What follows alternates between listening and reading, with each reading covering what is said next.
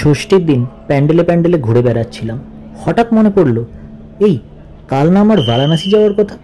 চটপট ব্যাগপত্র গুছিয়ে বেরিয়ে পড়লাম হাওড়া স্টেশনের উদ্দেশ্যে। হাওড়া স্টেশন থেকে আমাদের ট্রেন ছিল রাত 8:25-এ, ডুন এক্সপ্রেস। হাওড়া আমরা পৌঁছে গেছিলাম প্রায় 2.5 ঘন্টা আগেই। ওই আর কি, বাঙালির টাইম একটু মেনটেন করতে হয়, না হলে ট্রেন ছেড়ে দিতে হয়। যাই হোক, আমরা যখন পৌঁছলাম 2.5 ঘন্টা ওয়েট করার পরে দেখলাম ডুন এক্সপ্রেস আমাদের জন্য তার লাইনের ওপরে অপেক্ষারত। এইবারে আমাদের টিকিটটি ছিল স্লিপার ক্লাসে এবং আইআরসিটিসির কৃপায় আমাদের একসাথে বসা হয়নি। সবার সিট পড়েছিল আলাদা আলাদা। তবে যেহেতু ট্রেনটা রাতের ছিল, তাই আশা করেছিলাম তেমন একটা অসুবিধা হবে না। শুধু ডিনার করার সময় একটু বেগ পেতে হয়েছিল।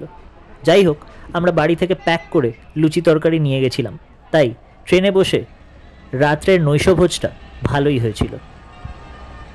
হাওড়া স্টেশন থেকে ট্রেন ধরে অনেক জায়গাতে যাওয়ার সুবাদে এতদিনে এইটুকু বুঝতে পেরেছি যে হাওড়া স্টেশন থেকে কোনো ট্রেন ছাড়ার পরে হাওড়া চত্বর ছেড়ে বেরোনোর মধ্যে যতটুকু সময় লাগে, তার মধ্যে খুব সহজেই যে কোনো একটি পুজো স্পেশাল সিনেমার স্ক্রিপ্ট লিখে ফেলা যায়, অথবা একটি অস্ট্রিচের শরীরের প্রত্যেকটা পালক গুনে ফেলা যায়।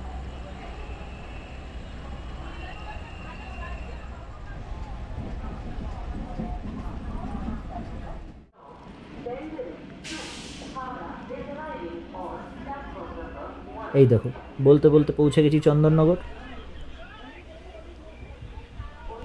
সময় এখন মোটামুটি 9:13। চোখটা কখন লেগে গেছিল ঠিক খেয়াল করিনি। সকালবেলা ঘুম থেকে উঠে দেখি জানলার বাইরে এই অপরূপ দৃশ্য।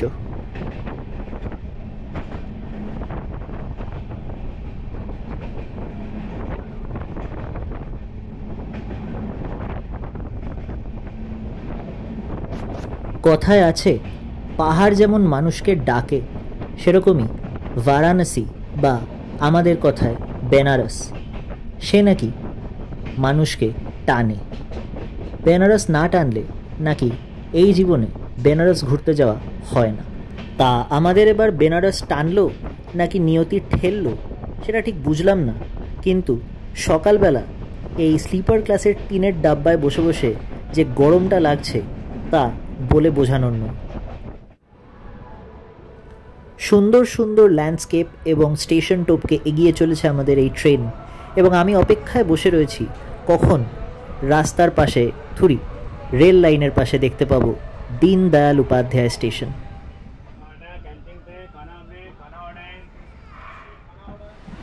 ট্রেন তেমন একটা লেট নয়, প্রায় নির্ধারিত সময়ই আমরা পৌঁছে গেলাম পণ্ডিত দীনদয়াল উপাধ্যায় স্টেশন, যেটাকে আগে আমরা চিনতাম বিখ্যাত মুঘল সারাই স্টেশন হিসাবে। এই স্টেশনের সঙ্গে সিনেমার, পপ কালচারের এবং সর্বোপরি বাঙালি ইমোশনের একটা গভীর কানেকশন রয়েছে। তাই এই স্টেশনটাতে আসলেই মনে হয় বেনারস ট্যুর বোধহয় শুরু হয়ে গেছে। স্টেশনটা বেশ ঝাঁ চকচকে এবং অন্যান্য স্টেশনগুলির থেকে এখানে ভিড়ের মাত্রা কম্প্যারেটিভলি বেশি। স্বাভাবিক সেটা, কারণ বেশ কিছু লোকেরা এখনও দীনদয়াল উপাধ্যায়তে নেমে সেখান থেকেই বেনারসে ভ্রমণ করা পছন্দ করেন। যদিও এখন ডিডিইউ এর পরে কাশী এবং তারপরে বারাণসী জাংশন তৈরি হয়েছে, এবং এই প্রত্যেকটা জাংশন থেকেই কিন্তু বেনারসে বা কাশী বিশ্বনাথ মন্দিরে যাওয়া খুবই সোজা।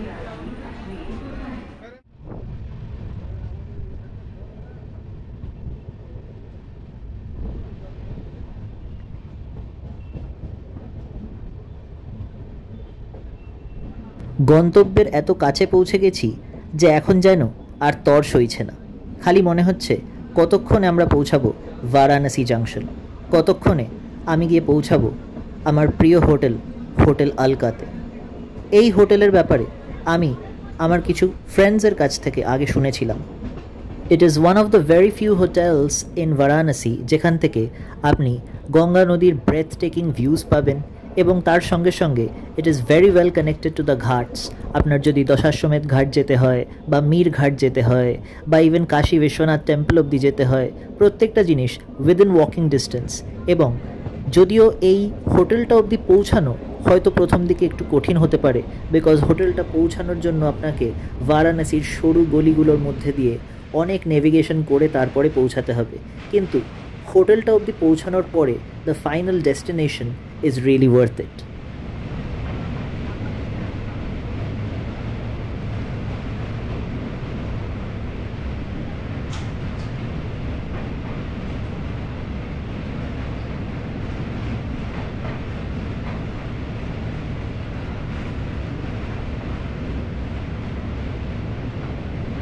আমরা চলেছি ডাফরিন সেতুর মধ্যে দিয়ে, যেটাকে আজকের দিনে ডাকা হয় মালভিয়া ব্রিজ। এটি একটি ডাবল ডেকার ব্রিজ, যেটা কিনা কাশী, বারাণসী জাংশন এবং দীনদয়াল উপাধ্যায় জাংশনগুলোকে কানেক্ট করে। এর মধ্যে দিয়ে ট্রেন এবং বাস, গাড়ি এবং অন্যান্য সমস্ত ট্রান্সপোর্ট ট্রাভেল করতে পারে।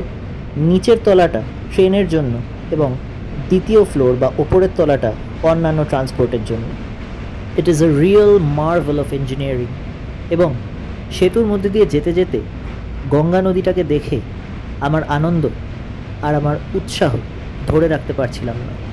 নর্মালি বারাণসীতে গঙ্গা এতটা চওড়া হয় না, বাট কিছুদিন আগে ভয়াবহ এবং বিভৎস ফ্লাড আসার কারণে এখন গঙ্গায় সাধারণের তুলনায় অনেক বেশি জল। সেই কারণে গঙ্গার যে উইডথ সেটা এতটা চওড়া যে দেখে রীতিমতো ভয় লাগছে।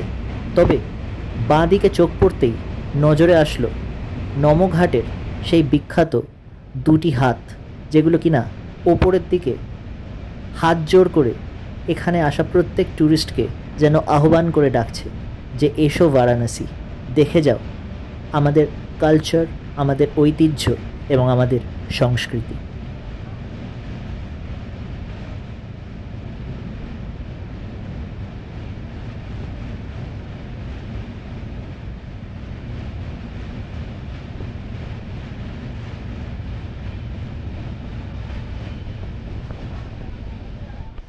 বলতে বলতে পৌঁছে গেলাম Kashi station.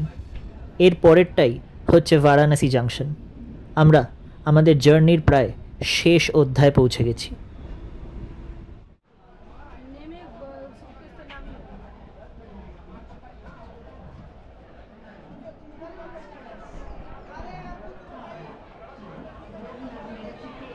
Varanasi junction was extremely overcrowded, as is expected of a junction, but train থেকে নামতে তেমন একটা কোনো অসুবিধা হয়নি।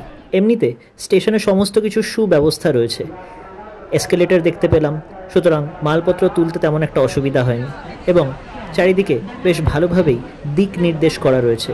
সো অ্যাটলিস্ট যদি আপনি ইংলিশ বা হিন্দি পড়তে পারেন তো আপনার স্টেশনে তেমন একটা অসুবিধা হওয়ার কথা নয়।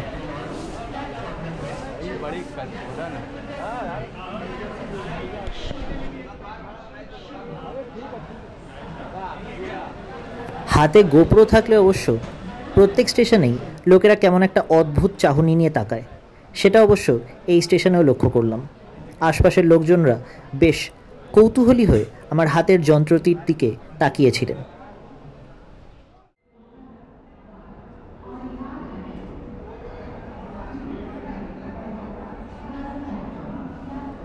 ওয়েটিং লাউঞ্জটি যেরকম লোকে লোকারণ্য দেখছি, বাইরে অটো বা গাড়ি পাওয়াটা বেশ চাপ হতে চলেছে। এই নাও স্টেশনের একটা 360 ডিগ্রি ভিডিও, আশা করি দেখে মন ভরে যাবে।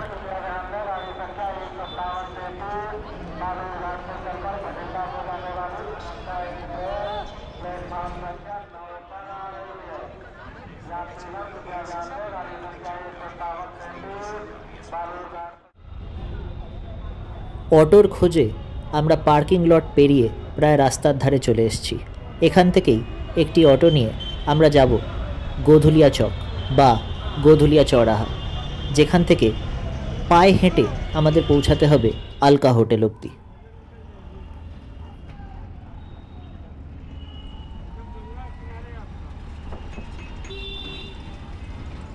এখানে অটো রিজার্ভ মানেই 200 টাকা। যদি গড়িয়াহাট বা হাতিবাগানে বার্গেন করার অভ্যেস থাকে তাহলে বড়জোর 150 অবধি নামাতে পারেন। ফর সাম রিজন দুর্গাপুজোর সময় প্রত্যেকটা জায়গা যেখানেই আমি ঘুরতে যাই না কেন সেখানে হঠাৎ করে পার হেড ভাড়ার অটোগুলো বা রিক্সাগুলো বা গাড়িগুলো বন্ধ হয়ে যায় এবং রিজার্ভেশন ছাড়া কেউই যেতে চায় না। ভারী আশ্চর্য। এইখানে একটা কথা না বলে থাকতে পারছি না। পুজোর জন্য কিনা জানি না, তবে বেনারসের গোধুলিয়া চকের আশপাশের সমস্ত রাস্তায় একটি অলিখিত নিয়ম রয়েছে যে সকাল 7টার পর থেকে আর সেখানে কোনো গাড়ি বা কোনো অটো ঢুকতে দেওয়া হয় না। প্রত্যেকটা গাড়ি এবং প্রত্যেকটা অটোকেই গোধুলিয়া চক থেকে প্রায় 100, 200 কিংবা 300 মিটার দূরে থামিয়ে দেওয়া হচ্ছিল। অনেক ক্ষেত্রে অটোওয়ালারা নিজেই থেমে যাচ্ছিল। এতে ট্যুরিস্টদের যথেষ্ট হয়রানি হয়। আপনি যদি কোনো ট্যুরিস্টকে বলেন যে তাকে তার গন্তব্যে পৌঁছে দেবেন, অথচ গন্তব্যে পৌঁছানোর 200-300 মিটার আগে তাকে নামিয়ে দেন, অথচ সেই পুরো ট্রিপের পুরো ভাড়া যদি তার কাছ থেকে উসুল করেন, তবে এটাকে খুব একটা সাধুবাদ জানাতে পারছি না। এখানকার অথরিটিসদের এই জিনিসটা নিয়ে ভাবা উচিত যে ট্যুরিস্টদের এইরকম টাইপের হ্যারাসমেন্ট যাতে আর না হয়। প্রত্যেকটা জায়গাতেই যতবার আমরা অন্য কোথাও গেছি, গোধুলিয়া চক থেকে অটো বা টোটো অথবা অন্য কোনো গাড়ি পেতে আমাদের যথেষ্ট অসুবিধা হয়েছে। তবে একমাত্র পায়ে টানা সাইকেল রিক্সাগুলো যাওয়ার অনুমতি পায়, তবে ফর সাম রিজন তারাও অনেক সময় যেতে চায় না। তারা এই অলিখিত নিয়মটাকে এক্সকিউজ হিসাবে ব্যবহার করে পুরো টাকা নেয় বটে, কিন্তু ঠিকঠাক ডেস্টিনেশন অবধি লোককে পৌঁছে দেয় না। এটা খুবই আশ্চর্য এবং খুবই দুর্ভাগ্যজনক ব্যাপার। স্টেশন থেকে গোধুলিয়া চক অবধি পৌঁছাতেই আমাদের লেগেছিল 200 টাকার অটো এবং 150 টাকার টানা রিক্সা।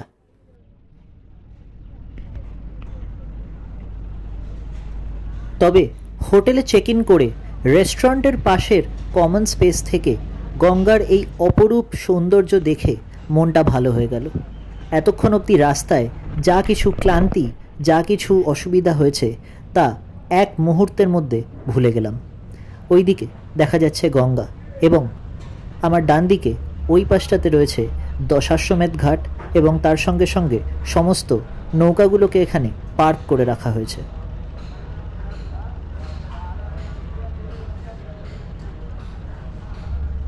এখানে রোদের তেজ এতই যে কোনো কিছুর দিকে ঠিকভাবে তাকাতে পারছি না।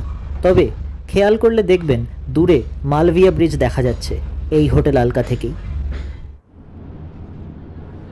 আমরা হোটেলে এসে পৌঁছেছিলাম দুপুর 12:30 নাগাদ। চেক ইন করে ঢুকতে ঢুকতে লেগে গেছিল আরও আধ ঘন্টা সময়। অতএব বুঝতেই পারছেন খিদেতে পেট চুই চুই।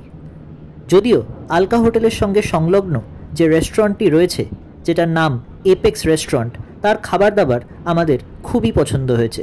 খাবার সবই ভেজিটেরিয়ান, কিন্তু তার স্বাদ অতুলনীয় এবং অনেকক্ষণ খিদে পাওয়ার কারণে সেই খাবার বোধহয় আরোই অমৃতের মতো লাগছিল। আমরা অর্ডার করেছিলাম ভাত, তার সঙ্গে শাহি পনির এবং মালাই কোফতা।